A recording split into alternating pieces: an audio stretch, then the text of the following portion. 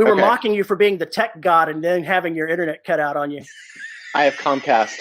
That's what he said. That's what he said. I win. There's nobody else.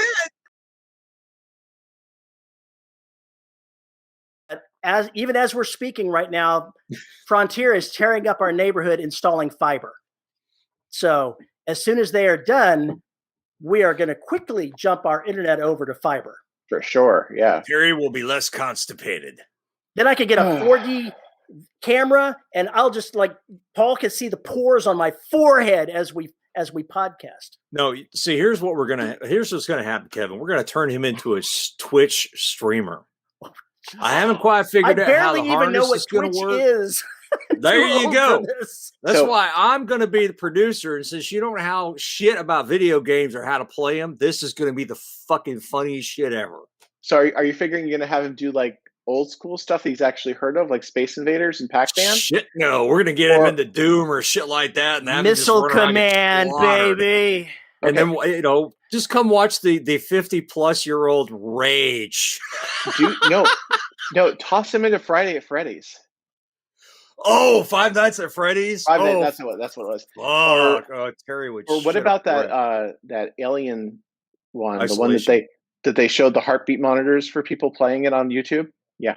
Alien Isolation, yeah. Terry would enjoy that one. I really want to get an age where video games just weren't that awesome when I was a kid, and I never got into playing video games as an adult because I was adulting at the time. I somehow got left out of the whole modern video game craze. I never adulted. I don't plan on ever adulting. I would love to get him into Phasmophobia with a VR rig. If I can ever figure out and afford all the bullshit it would require to make that happen, I would love to get a bunch of horror writers together and play Phasmophobia. So you just want to get yourself an Oculus rig and just go to town. Is that it? Preferably not an Oculus rig because fuck Mark Zuckerberg. But Oculus is the only brand name I know of for VR. So what do I know about it? It's pretty much close to being true. Yeah. They've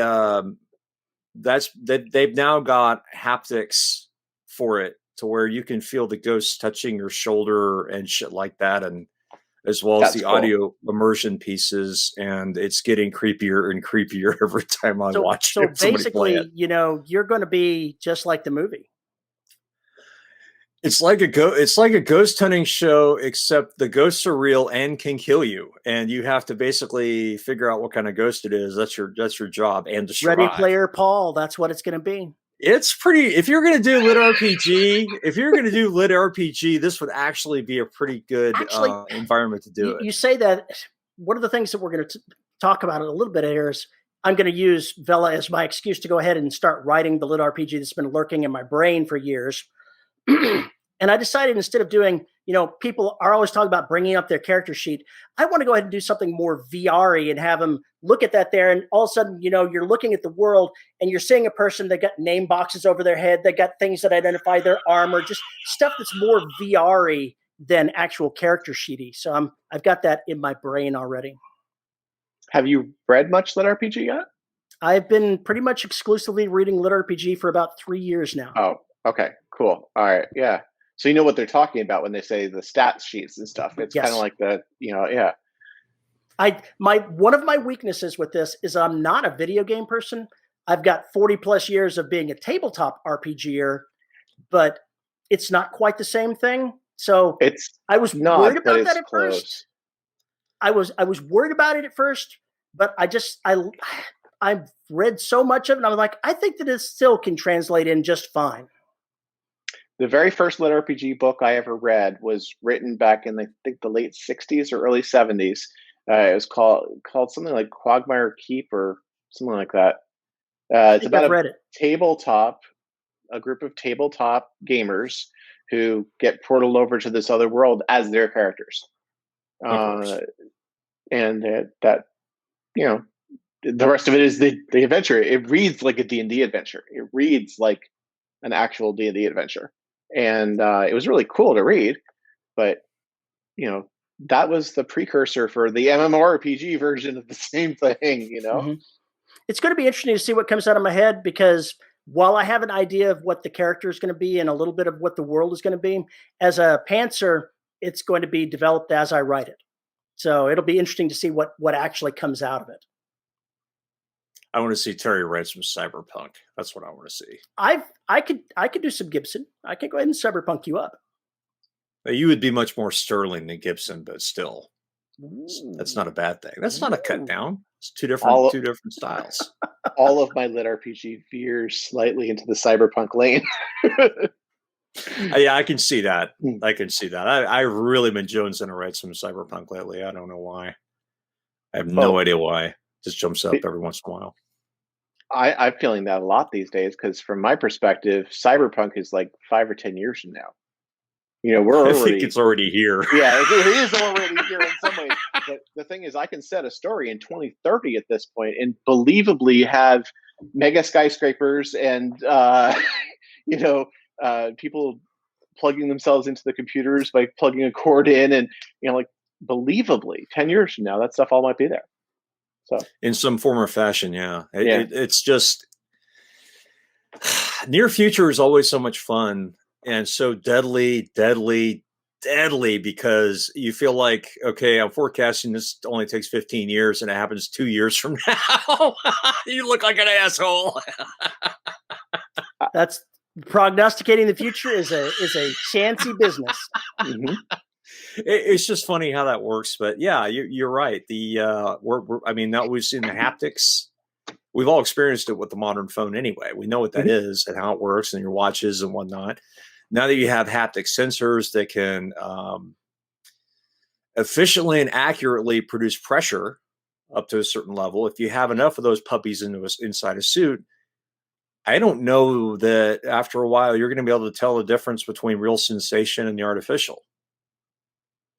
There was a movie that had Bruce Willis in it that everybody was plugged into artificial robot android type things. They basically stayed in their houses and got into haptic rigs and went out in the world with their bodies doing it. I can't even remember the title of it again. Replicants or something like that. Replicants or something like that. I thought it may have been that. It was something like that. But he got his chewed up and destroyed. And so he was having to go out in person because that's just what he had to do. And it was interesting watching how people reacted with that type of thing. It's hard to describe it if you haven't seen the movie. We should probably look it up so you can see it. It was actually a pretty good flick. Yeah, I just can't remember what it was called. That is also one of the wonderful drawbacks. And I think Surrogates.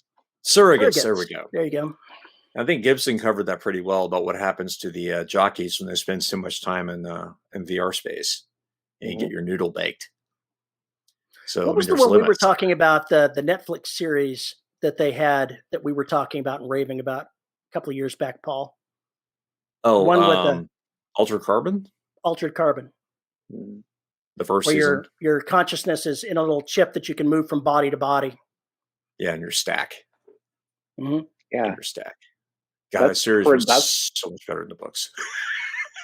But that's totally doable. That's the thing is, will we have that 100 years from now? It wouldn't really surprise me. You're assuming we're going to make it 100 years from now.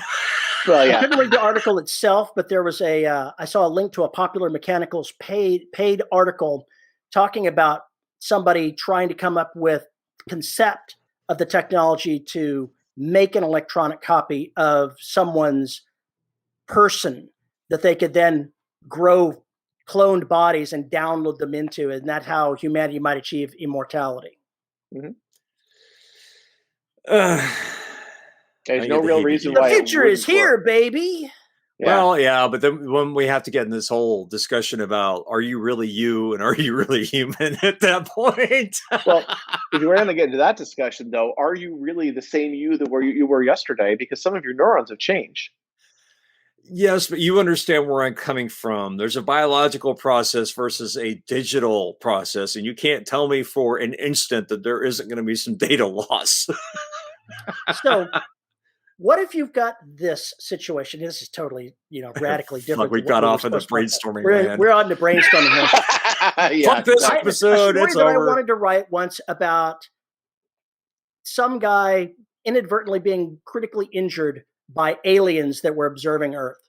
They take his body because they weren't supposed to harm anyone that was here. They're leaving, but they go ahead and take his body and create a computer that models on his brain. The only part that they can save of his body is his brain. So they've put him in this thing with his brain and a mechanical equivalent of it, electronic equivalent of it. The electronic part keeps learning, and slowly takes over function from the biological brain. And at some future point, the guy gets a pop-up notice saying, there's been a catastrophic failure of your final biologic entity. Your brain has died. And he's like, is that me? Am I still me? My memory is continuous from the moment where I went on. Is that really still me? I don't know. This is not my beautiful wife. This is not my beautiful house. Yeah. Interesting.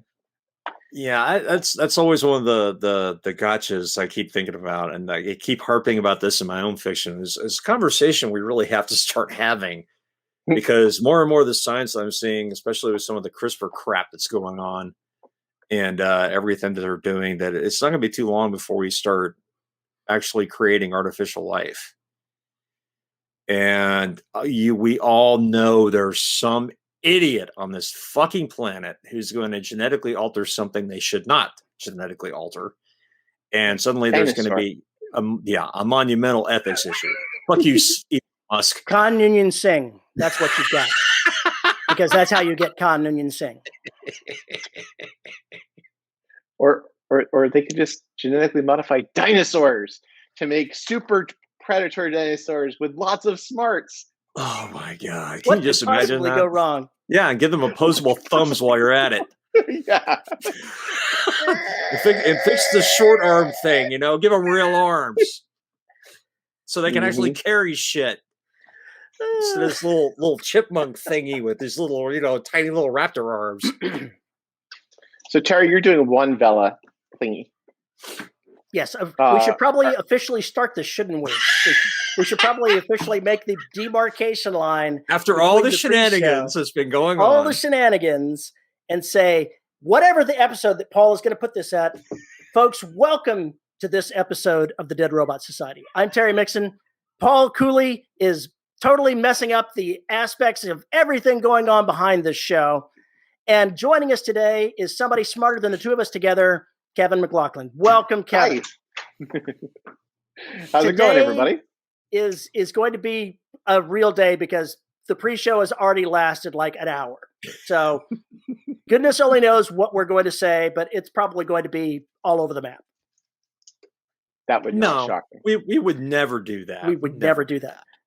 Take a moment before we start, Kevin, and introduce yourself again to the audience. It's been since 2018 since they've seen you. So tell them about yourself again. So, hey, my name's Kevin McLaughlin. I live in Boston, Massachusetts, at least for now, although world traveling is in the future at some point here. And I've hit 10 years since publishing my first book later this year. Just hit 4 years since I went full time, and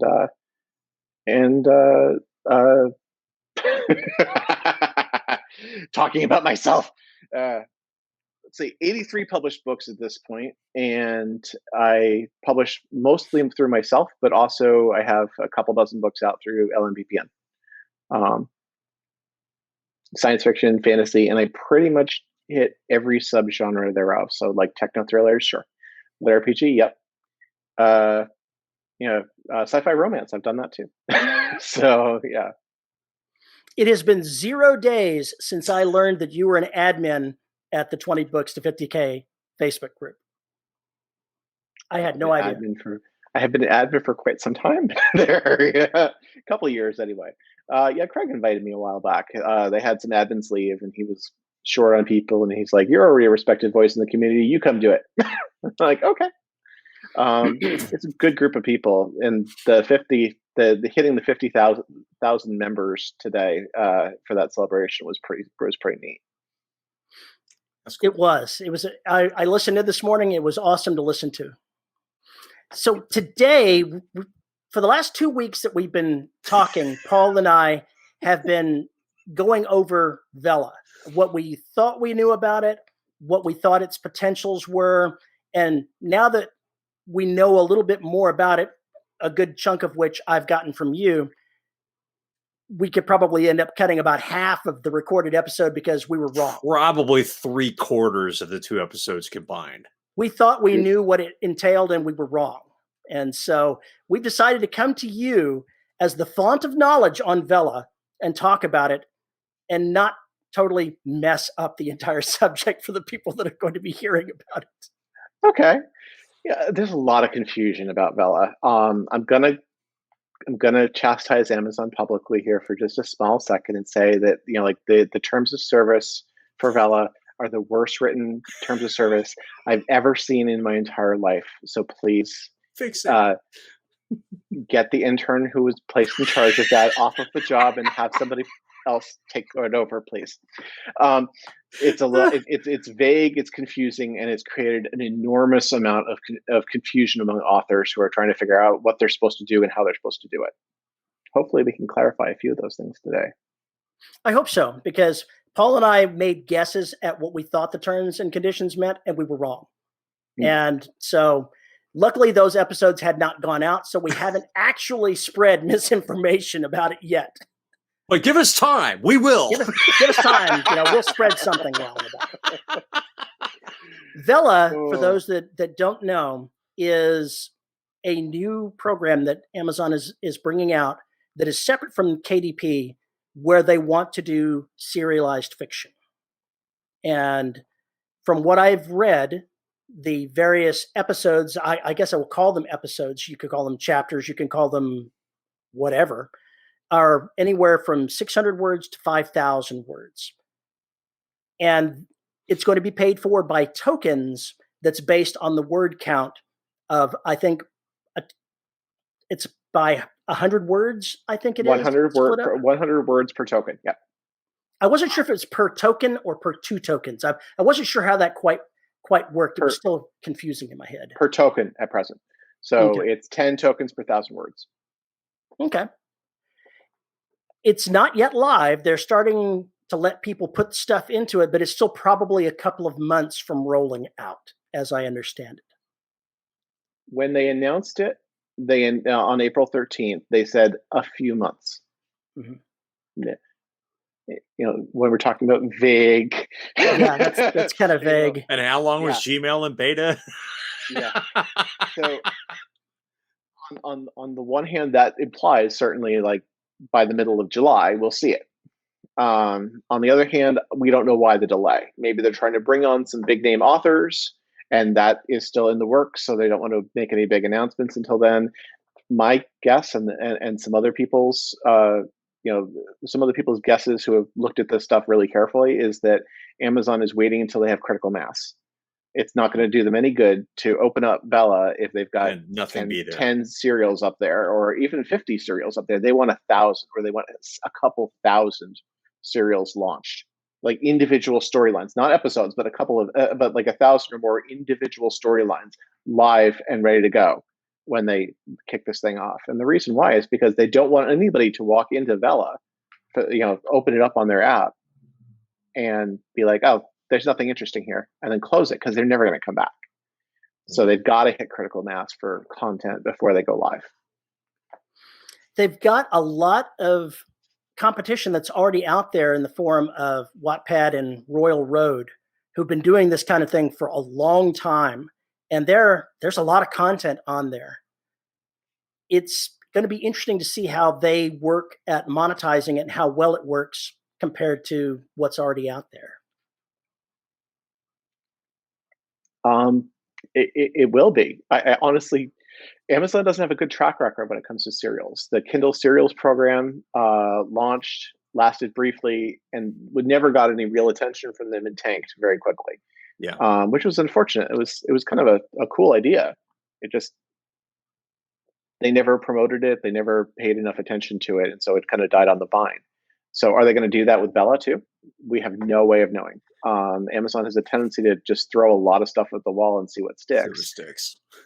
You know, those of us who've grown up with AWS over the last decade, we're very familiar with this. Yeah, exactly.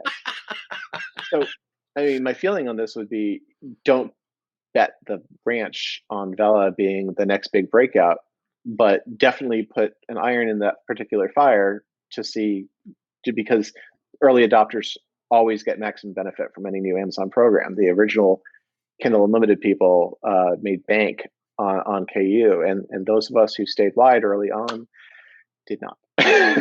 So, get in early, but don't bet the farm on it. KU launched 2012, 13, I think. The KU program actually launched the month before I published my first novel. So it was either 2014 or 2015. And I jumped into it not knowing what I was going to get out of it. And in the first iterations, it was like, I just don't know. I'm not sure that it's just going to be worth it. But now KU is 65% of my income.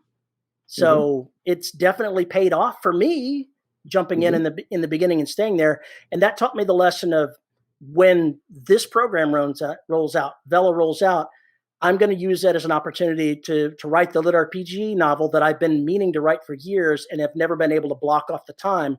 And one of the reasons that is actually doable for me is if you have to block off a month and a half, 2 months to write a novel, and you're not going to see anything from that novel because you've got to write it, you've got to edit it, you've got to do all these other things, it takes time that you've got to put away that you could be doing on something else. But with Vella, you don't have to write the entire thing. For a pantser like me, I can go ahead and write 20 episodes in the first month, get them edited, get them out there, and some of them may actually be earning some money on it as I keep doing it and keep adding to it.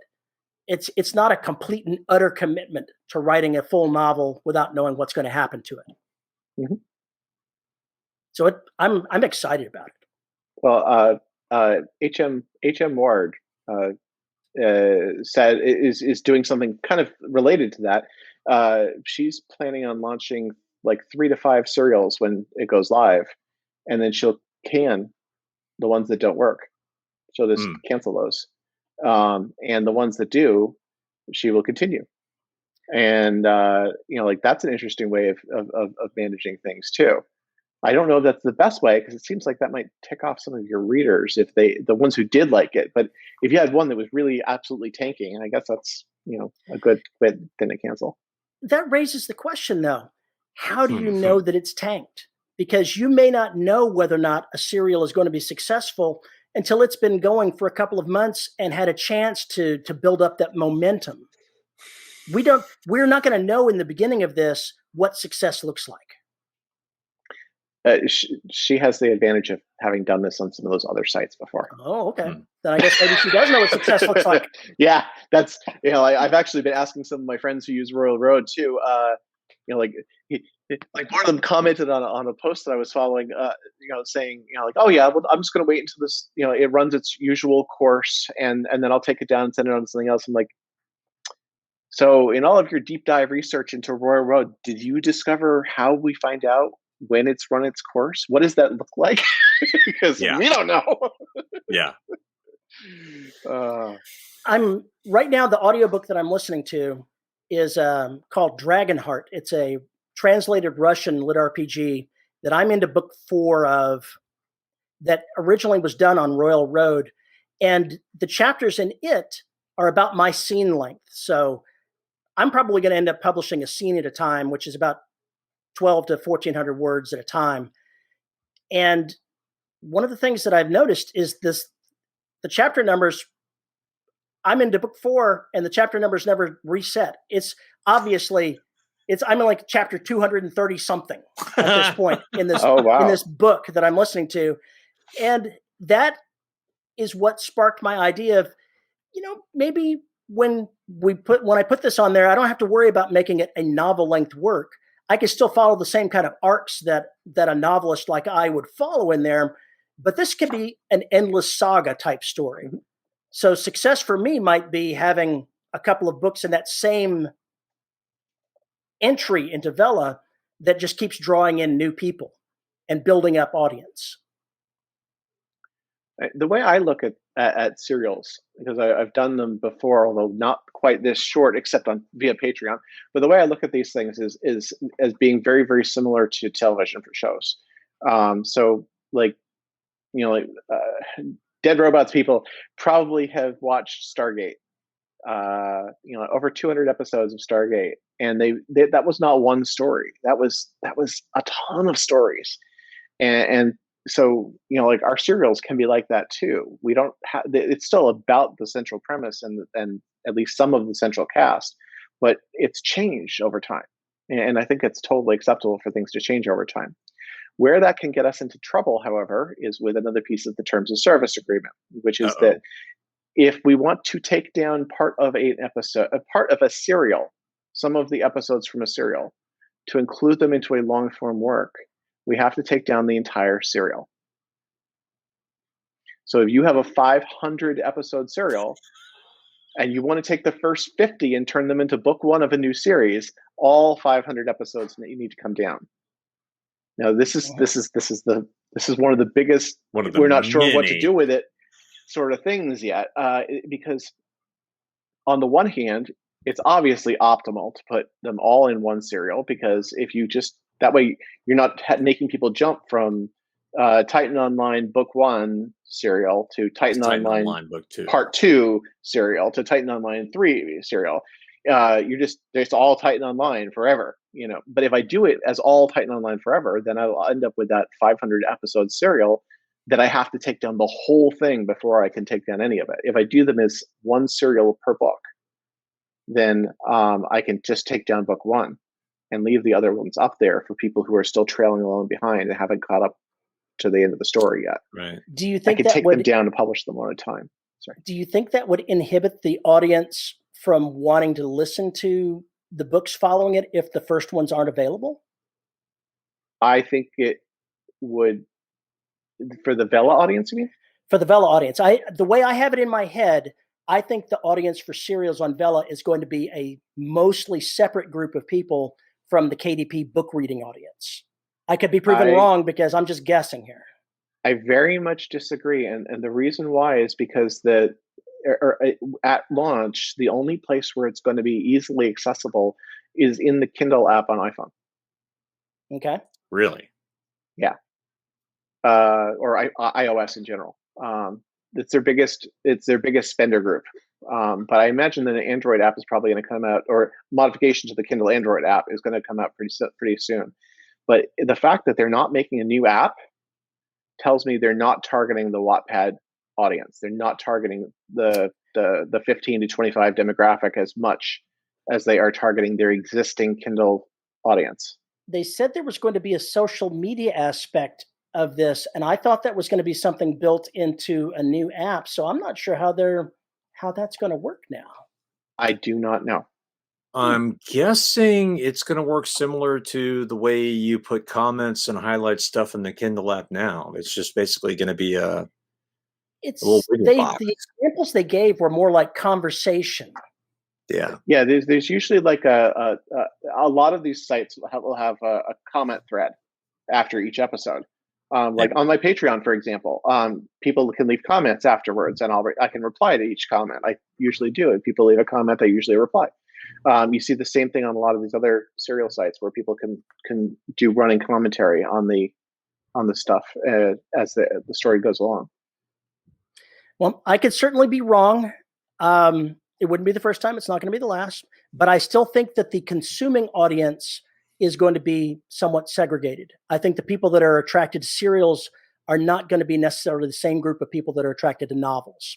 So the thrust of my question, it basically takes that into account. It may not end up being true, but if those audiences are somewhat separate, taking book one out of Vella may impinge on people following up with the follow-on novels that are still on Vella, is all I was saying. I agree. I think that you're going to definitely not pick up any new readers that way. But what I was saying was that Yeah, sorry about the light, guys. I'm glowing over here. One of the things that one of the things that it would do is it would let people who were only partway through the series finish up. Yeah. That was the only thing I was thinking, the only advantage to that. But is there any impediment to them taking season 1 and making it into an audiobook and still leaving it up on Vella? No. It's only the text portion that's committed that way. Right. So far they're completely segregated. Right. Okay. Specifically, the rules for Vella specifically are the content cannot be free or cannot be freely available anywhere online. The episodes cannot have previously been included in a long form work on any venue. So you cannot break up an existing novel that's been published. You could break up an existing novel that you've never published, but if it's been published on Amazon or Kobo or anywhere else, you can't break it up and use it for Vella. So it can't be public domain content. They don't want that at all. And that's it. Yeah. Those are the big ones. No public domain, no free, can't have been previously published, and you can't publish it as a long form work until the entire serial is taken down. So any episodes that you want to take down, you have to take down the entire serial. Any episodes you want to take down to publish as part of a bigger work, you have to take down the whole serial. You could technically publish them as the serial pieces on KDP for pay, but that would be a very expensive proposition. You could. I'm not sure that would be why would that be expensive? Minimum price you can charge on KDP is 99 cents. So expensive it would be for the reader. It would be expensive for the reader, so it would be a very expensive proposition. Here's 1,000 words. That'll be $1,000, please. Here's my novel broken up into 1,200 word, 1,000 word chunks. Pay me 99 cents a chunk. Yeah. Did I tell you it's 365,000 words long? Oh, fuck you. Do you want us to take a moment so that you can close the light out of your eyes? Because it looks like you're being blinded by the light. Unfortunately, there's not much I can do about it, believe it or not. Let me see if I can maybe. He's in the light beam. It's a good thing I'm not a vampire, though. Oh my god! I would have. Here's proof, folks, that he's not a vampire. I would have spontaneously combusted by now. Holy crap! That's a lot of sun. Yeah, you could. In theory, I've actually considered the idea of taking the individual episodes and plugging them all into KU because there's technically no rule against it. But I think that's because the intern who wrote the terms of service doesn't know what they were talking about, because I don't think that's actually what Amazon had in mind. Do you think they were just like, I got that idea from your question. That's why I brought it up. I was like, as soon as I read your question on that, I was like, ooh, that would be pricey. If somebody was actually not paying KU, but buying the actual associated ebook that went with it, that would be very pricey. Yeah, that would be ridiculous. The only way that would even vaguely work is if you were doing the maximum length episode at 4,000 to 5,000 words or so, and charging 99 cents. At that point, a 50,000 word book is still going to cost somebody $10, which is insane. Yeah. Like nobody really wants to spend that much, but it would pretty much just be an attraction for the KU readers, which is really the only way I could see that you could make that potentially viable. Oh, God. I made the decision, since I'm using this as to make me write a novel that I've been meaning to write for years and have never written. Mm-hmm. I'm going to make this into an endless saga and write as long as it's working and keep it in one and just keep it there as an experiment to see what happens with it. That sounds pretty cool, honestly. And I think that, guys, sorry. Wow, that is intense. That is amazing. It's like right on his face. Jesus Christ, people are going to think we lit you with a spot. Is he going to come back with shades? I want to know if he's going to come back with these like mirror state trooper shades. I'm afraid he's going to come back with blistered skin. I mean, that looked like a solar storm. That was intense. I'm ready for my close-up. He's got the same kind of chair that I had at NASA. That's what the chairs at NASA look like. It's a Herman Miller. more than likely. I can't remember what they're called though. All right. I have one don't know too. if that worked or not. We'll find out momentarily. Here. Hey, You've got the same kind of chair they use at NASA, or at least they did back when I worked there 5 years ago. Paul was right. Aeron? It's an Aeron. Yeah. Herman Miller Aeron. There we go. Yeah. It's No, the best chair I've ever sat on. The only thing I have that I write on that's as comfy as this or close to it is I have a Yogi Bo that I'll write on. And sometimes it's like a big beanbag chair. Yeah. I found gaming chairs to be the most comfortable things ever. Yeah. You don't want to see my chair. You know, we were talking about earlier how Terry's got this old torn up stuff. Terry, if I ever make if Derelict makes me some serious money, I am buying you a new goddamn chair. I am just gonna I will literally buy use you everything till it falls apart. It's already there, man. Give it up. It's falling apart. Dude, you've got the gremlin made of Bondo. Give it the fuck up. Move on. You don't even want to see the back of it where the cats are torn out. I don't. I have seen you've moved the camera around so I can see the full destruction done to that chair over time. Dude, come on. Oh my gosh. It's bad. This is bad news. Yeah, turn it around. Turn it around. Let's see the back. Their arms. They got it. No, the back's actually pretty good. It only tore out a couple of spots in the back. I literally don't replace anything. Listeners, Terry has a Patreon. Out. Terry has a Patreon. Go contribute some money to his Patreon so he can purchase a new chair. It still works great. It's a comfortable chair. Yeah, but you know, at some point, it's like, yeah, my ass is still in it, but now there's like splinters and stuff sticking into my cheeks. But I'm so goddamn cheap. I'm just gonna ignore it. It's okay. I still have a nail up my ass, but it's fine. Chair works fine. You know, I think he's a lot grumpier. He's a lot grumpier than I am. Me grumpy? No, I just get excited. Do you need to take a moment to shake your fist at a cloud? That's you, man. That is you. You literally are the guy sitting on the patio screaming, "Get the fuck off my lawn," shaking his fist in the air. Your Grandpa Simpson. Yeah. Exactly. Your Grandpa fucking Simpson. No, he's way more cheerful than that. Grandpa Simpson's way more cheerful. Okay, Grandpa Simpson on meds. How about that? Good meds. Happy meds. Drunk Grandpa Simpson. There we go. So, what are you planning on publishing on Vella? I'm talking Lit RPG because I think that it's what I would want to write, and I think it's also going to be a good fit for that. But I was thinking about what genres might be best suited for serialized format. What do you think would be the ones that would be good on that platform? Well, the ones which sell best on the other platforms are hot, steamy romance. I can see that. I should immediately turn my Lit RPG into a harem novel. I am not sure that is the best plan because that is not an overlap audience with the romance audience. No, not at all. Although it seems like Lit RPG, it seems like the harem subgenre is actually a moneymaker for the people that do it. So there is that. Absolutely. I don't know. This is the thing is I don't think anybody really knows because this is something new. No big company has ever. Oh, that is the cutest kitty. In the U.S. or in the English-speaking market. Right. No one has really. None of the big companies in the English-speaking market have really tried to do this before. I do know that, like, you know, in China, science fiction is huge. In India as well. In the serials, but I don't know if that's going to be the case here or not.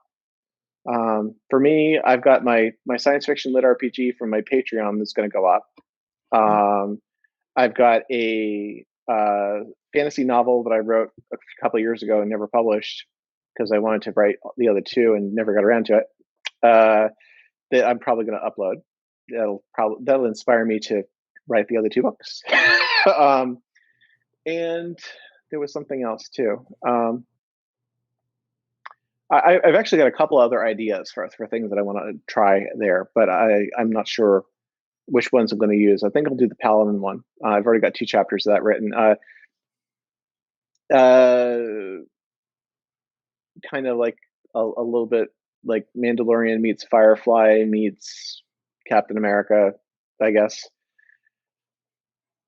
The other thing that I might put up is I've been thinking about writing novel length works with some characters that are space bounty hunters that I did short stories with that I think might make a fun thing. Nice. So Ugh, yeah, the bounty hunter. Ugh. What's his name? his name is Zag. Close Zag the enough. bounty hunter, and Close enough. his adolescent human girl partner is decided her name is Zig, so it's Zig and Zag. How did I know? Yeah. What a He's loser. a giant minotaur. She's a little street thief. So they've been some fun short stories to write. I couldn't put up. Well, I don't know. Could I? I don't think I could actually use those, even though those are short fiction. I couldn't use them because it's already been written. So I couldn't start with their origin story since that short story has already been written. I'd have to pick it up in media res. Yeah, but that wouldn't be a bad thing. Introduce the folks to everything while there's a real episode going on. Basically, I wrote 3 short stories with those characters for the Expanding Universe anthology sets. So that's where those have appeared.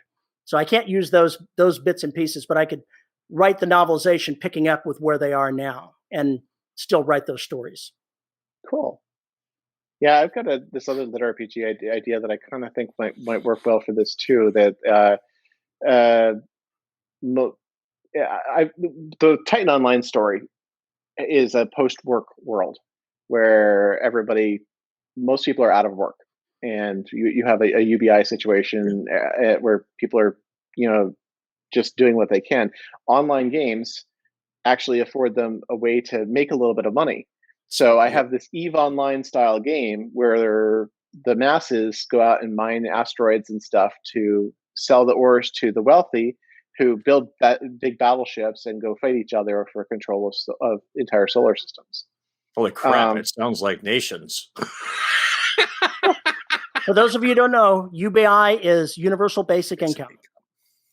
Yeah, it's like Social Security, but for everybody. And theoretically, it should be enough to pay for all the basic needs. Theoretically.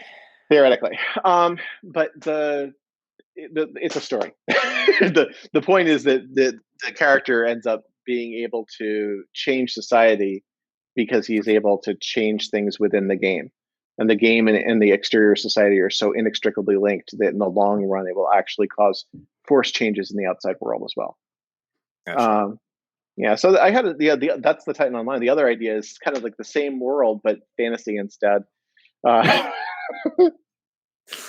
Recycle conceits. I have 3 novels I can write right now with the same general conceit, and it's terrifying. You're like, which one do I pick? Does it matter? Am I going to get in trouble if I write all 3 of these? How much am I going to get hated? Well, see, for this one here, I could tie the 2 together by literally putting them in the same world. They're just 2 different players playing 2 different games, but they're on the same Earth. Oh, okay. IRL, they're on the same Earth. Yeah. But in VR, 2 different universes. In VR, 2 different universes, but their real world is the same. Yeah. You can have them be like neighbors, and when one of them, shouting the stuff that's going on in his, the neighbor could be pounding on the wall, going, "Turn it down! Turn it down!" I've got a secondary character in Titan Online who would be perfect for this. Oh my gosh, that's so cool, Terry. Thanks. Terry, once again, delivering answers to questions nobody fucking asked. Brainstorming is my superpower. It is your superpower. So the one problem I foresee that's going to be problematic for me is I already have novels in the pipeline that I'm writing. I'm going to have to come up with extra writing to go ahead and make this work. But think about how mad your readers are going to be if you don't upload the work. Mm-hmm. It's a good way of getting stuff done. I remember when I was at 20 Books Bali, I went downstairs to breakfast on the first day, and I ate my breakfast inside, and then I looked outside because people were starting to get up and head out, and I looked outside. There's this table full of people all sitting there with their computers. And I go out there, and it's Dakota Kraut and a bunch of other people, and he chats with me briefly, and then he says, "Sorry, I got to get back to work. My Patreon fans are expecting their chapter." So he was on essentially vacation, like sort of working vacation, in Bali, and he still took the time and did the work. And there's a reason why was featured in Wall Street Journal and a bunch of other major newspapers recently for his success as an author too. And that sort of dedication and determination is what does it. I do the same. I'm not to the same level that he is. I do the same thing with publishing my stuff to my patrons as well before it's published. And they get a chapter every other day when I've got a novel coming out. So nice. It is definitely, I went to Patreon simply to have a reason to say I have to produce because I've got to give it to the patrons. I cannot fall behind. Nice. Yeah. Yeah. So I think Vella is going to really benefit people who can write rapidly, who can write clean. That brings up an interesting point. Editing and whatnot. How is that going to work on a work in progress? I know that I use Redadept editing for my copy editing purposes. And I saw Lynn McNamee, who runs it, said that they've hired and are training 3 new copy editors to handle Vella needs. So now it's going to be sending chunks to copy edit. Yep.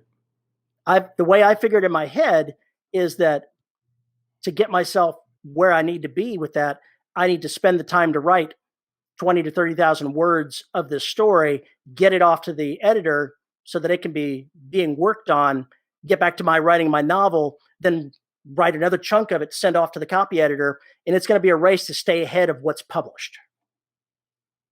Well, don't forget, you get to set the pace of the publishing now. That was my question that I've been wanting to ask this entire time, at least make that clear. The author can publish an episode a month. They could publish an episode a day. I am sure nobody would be happy with you if you published an episode a year. But don't do that, asshole. But something along those lines, you if you were just going to do it once a month, that's 70,000 words. If you're going to do the max. It brings the question: what do you think the optimal publishing frequency for a serial is? Me personally, every week. It's a general question. A general question. What I've got floating around in my head is if I publish a scene Monday, Wednesday, Friday of every week, that's about 4,000 words a week. 3 times a week seems like a decent schedule. When I was publishing, I started writing serials on a free site when I started writing novels back in 2011, and I did 4 novels that way, publishing a couple of chapters a week. So I know 2 to 3 times a week was engaging for that particular audience. Optimal tends to be something to the tune of at least 6,000 to 8,000 words a week. How you break that down is up to you. Okay. One 5,000 word episode a week is fine. If you're doing 3,000 word episodes, you probably want 2 or 3. Yeah. And if you're doing 1,500 word episodes, you probably want 4 or more. Okay. Yeah, I'm thinking of it like in terms of podcasting, which is 15 to 25 minutes of content, an episode. And so I try and break it down for fiction. So that's kind of what I'm thinking about would be about the same size if I were going to do this. I may experiment with length. On a couple of different serials and see how it goes. I've actually been thinking too, do they have a nonfiction category for Vella? I forget. I don't know, but I bet they do. I can't imagine they don't have 6,000 to 8,000 words a week is doable. It's going to be challenging balancing that out with in-progress novels. So depending on how successful Vella is, depends on what my schedule is going to be looking like going forward. Well, the other thing is, I think you've got the opportunity, since you can set the schedule, if you go 1 episode or do like 6 episodes a month or something, and find it's not working or you're getting behind, well, then just slow down the publishing frequency. Yeah. Say, sorry, it's going to take a little longer. Another question that comes to mind is, when you write a novel and you publish it, the readers on KDP have certain expectations about what the end final quality is going to be, how many misspellings or missing words are going to have. I wonder if the serialized audience has the same expectations. I wonder. I don't want to publish anything that's not as clean as what I do elsewise, but plot wise, it's going to be in progress. I'm a pantser. I've got to have something. I'm going to have some stuff in my pocket because I'll be going back and changing things as I do. And I have to make sure I learned that as a serial writer is that if I don't have 2 or 3 chapters in my pocket, then I can't go back and change the things and put the hooks that I need into for what I'm currently writing. And it's going to be interesting seeing how this is working. I know that I am not the universe's cleanest writer. I write fairly clean, but too bad he didn't talk clean. That's why Dragon's so screwed up. It's true. This is totally true. But I still want to have it looked over by a copy editor because I'm paranoid that words are missing and other things that I just don't see. I'm blind to it. It's my own work. That's fine. You know what I'm going to do, right, Terry? You're probably going to write it clean and just publish it right on the spot. And I hate you for this. I usually do my own editing pass, actually, just to clean up any typos I did make. But I am not blind to my typos. I don't know why. I don't know why. Some people are, and some people just aren't. And I don't know what the difference is. If I could bottle it, I would. Terry, sorry. I am until I start recording, and then I find them real fast.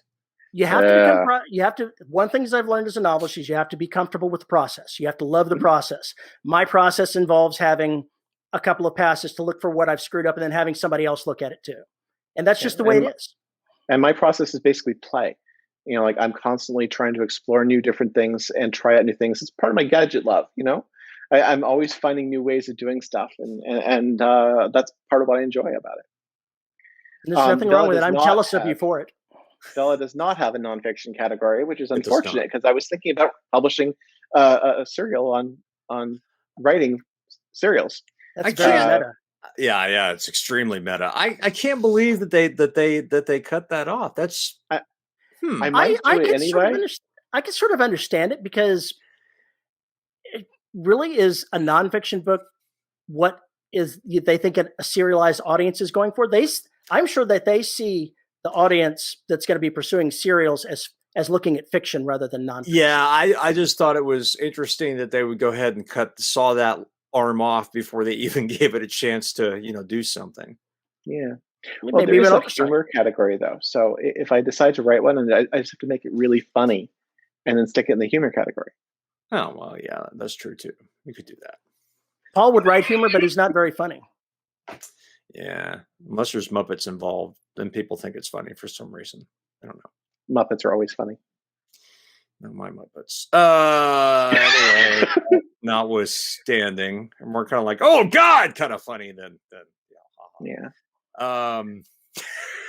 So are you planning, Terry, on uploading your stuff to Radish and sites like that too? Or are you going to stick with just Patreon and Vella? I've never even heard of Radish. See, I know Vella is the first time that I've actually looked at serialized publishing at all. The only reason that I even know the name Royal Road is because the current audiobook said in its description, this was originally published on Royal Road. So I am as ignorant as one could be of the serial publishing environment. Okay. Well, there are lots of other sites like this. Radish is basically the company whose business model Amazon copied lock, stock, and barrel. Radish does the first 3 episodes free. For paid episodes, the payment profile is very, very similar to Amazon's. And it's just another place to put your work to get it sold. There's been a lot of confusion about that around the Vella TOS. Yeah, can it be on multiple sites that charge? And the answer is yes, so long as you do not break the other rules. It has to be uploaded as a serial. It can't be as a long form work, as part of a long form work. It can't be free. It can't be, and it can't be public domain. So it's not going to be Amazon exclusive then. That was our biggest mistake when we first started talking about this, Paul, is we made the assumption it was going to be Amazon exclusive. Well, we couldn't imagine a universe where the Zon It never even occurred to us that was a possibility. They must really be fucking terrified of legislation at this point. They're going to start going, oh, maybe we need to loosen the reins a little bit before we get totally fucked. Yeah. The To answer US is your not doing a question- very good job of stepping on the big Yeah. tech companies, but No. the EU is. The EU is, yeah. To answer your question, I intend to publish it in all places that I can legally publish it and not violate Vella's contractual requirements. That's going to require a fair chunk of research for me because I'm coming into this basically ignorant. So I just got a Radish account. I had not been publishing with Radish previously, but I'm going to put it up there because at this point, if I have a piece that is effectively wide in the serial wide market, there's no real reason for me not to. Mm-hmm. It makes me wonder if they're going to do a Vella Unlimited at some point down the road. That was my question as well. I don't know how. God, the economics of that are so fucked up. I can't even $10 really... a month, unlimited tokens. Oh, Jesus Christ! Yep, that would totally work. That would be great. It would be a second Kindle Unlimited subscription essentially for people who prefer chapter length stuff instead of full books. Oh my God! As long as the end payment comes out being similar to what I get in KU, it wouldn't bother me. I do very well in Kindle Unlimited, and I have the suspicion that the types of things that I would end up publishing would be performing similarly. So, a question for you about, say, like Royal Road, is that also a pay site? Or is that things have progressed. I know that people used to publish serials on numerous sites, and it was available freely, but those are long in the past. I have no idea. Is Royal Road similar to Radish that you pay for these things that are behind a paywall? Royal Road is mostly. I'm not on Royal Road, so I don't know all of the details. Go grab a lit RPG author. They all know this stuff. I've written some. You're a lit RPG author. I have you right here. I've only written 4 lit RPG books. That is not me. That makes you more of an expert than the 2 other assholes in this show. The only other lit RPG author I've sat down and talked to, other than Dakota Kraut for a little while, is James Osiris Baldwin. And that was back at the last 20 books. I sat and had breakfast with him and talked lit RPG over breakfast one morning. You haven't chatted with James and Jeanette yet? James Hunter and Jeanette Strode. I've read his books. I've read their books, I should say, but I haven't actually chatted with them. No. Okay, let me introduce you with the next 20 books. Okay. Yeah, you'll like them. They're really good people. They're really nice people. We're friends on Facebook, and I've chatted just a couple of things back and forth on Facebook, but no actual conversation. That's one of the things I actually do really like about the lit RPG community. Is the author group tends to be some of the nicest people you could possibly want to meet.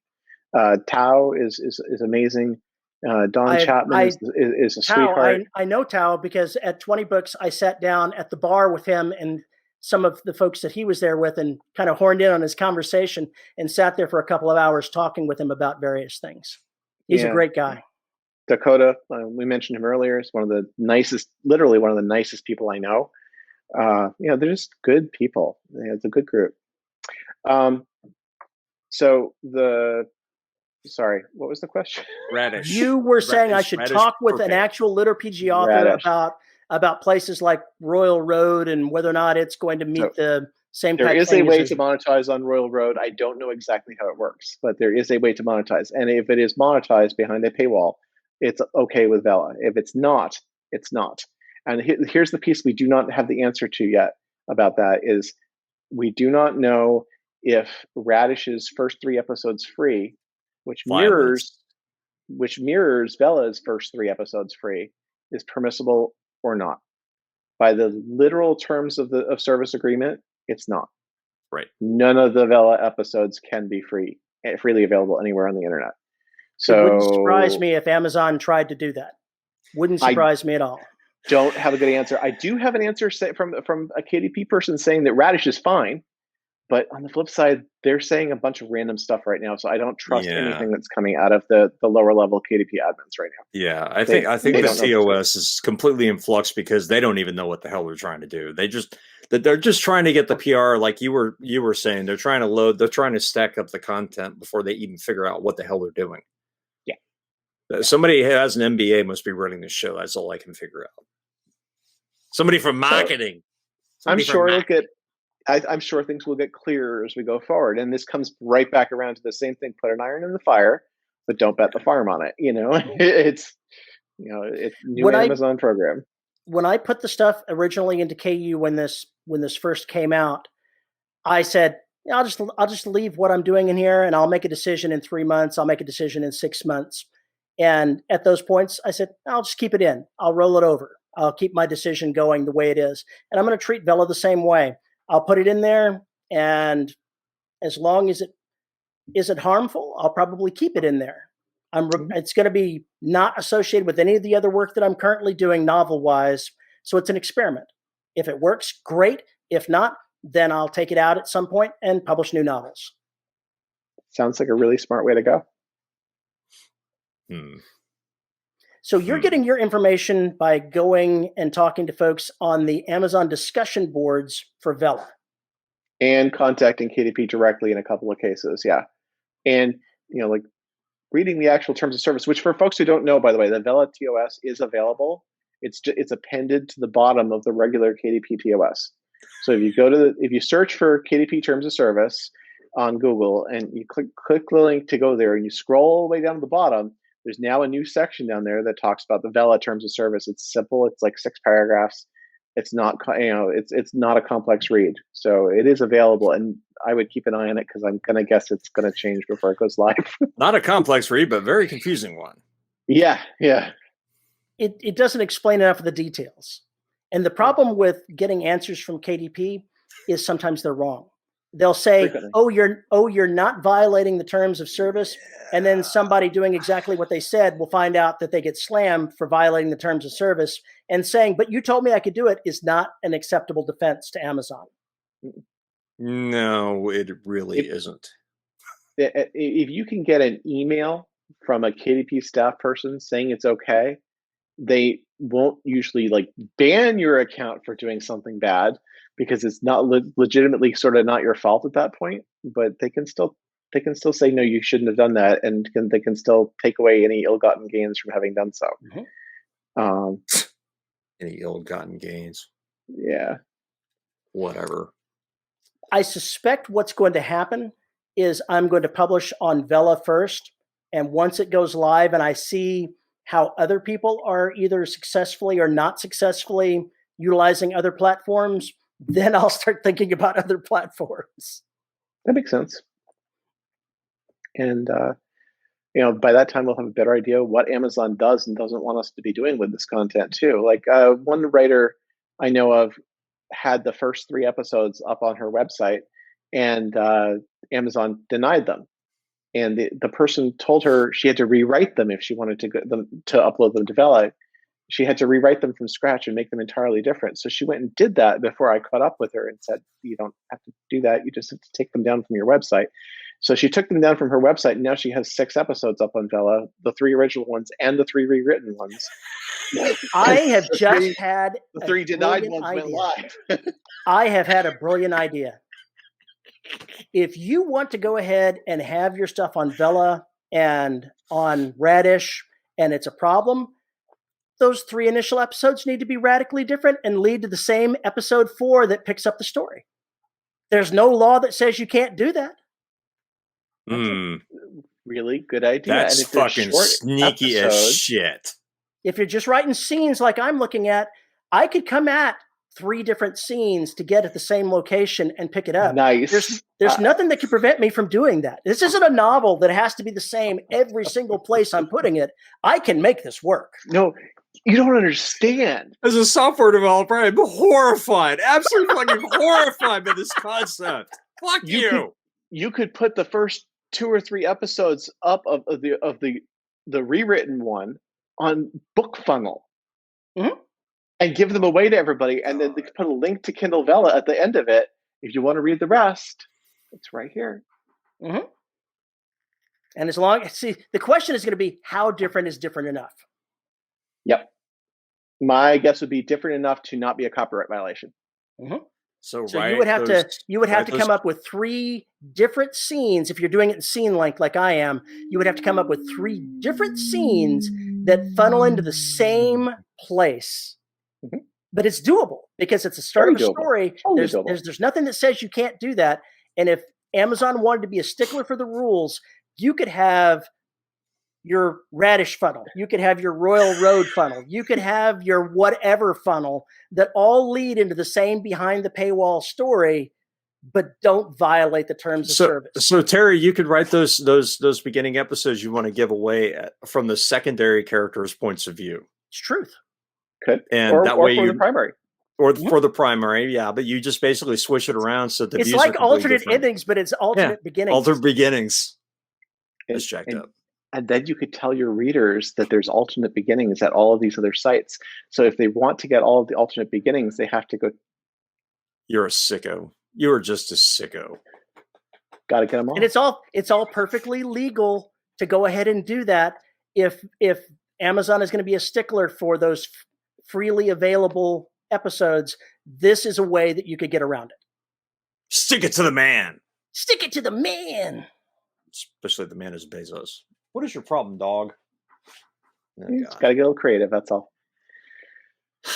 We need to cut this off. We need to cut it off because Luna is telling me that it is potty time. Okie dokie. So get us out of this mess, Terry. I will. First of all, though, thanks for coming on and talking with us about everything under the sun, even the sun that was burning you while we were busy talking. I am sure that this conversation is far from over. This is the beginning of the conversation on Vella, and I look forward to seeing what all new information comes out as they start rolling out the program. Yeah, me too. It'll be really cool to see what this looks like, 3-4 months from now. Yeah. So why don't you take a moment and let folks know where they can find you, Kevin? I am in Kindle Unlimited with pretty much all my books. So you can find me on Amazon of your choice. I'm at kevinomclaughlin.com for a website, but I don't really use the website very often. You can sign up for my email list there, though, and you can get a really cool short story about the little lost robot drone on Mars that gets rescued and saves somebody. Oh, poor little drone. We lost, like the drone died, and it says cold and getting dark. So I immediately wrote a short story where the drone gets rescued and rescues somebody else back in the process. Oh. It's a cool story. It's so Wall-E. It's so Wall-E sounding. Oh, it's so cute. It's actually more hard SF than Wall-E, but yeah. Same tear-jerking sentimentality bullshit. Terry, get us out of here.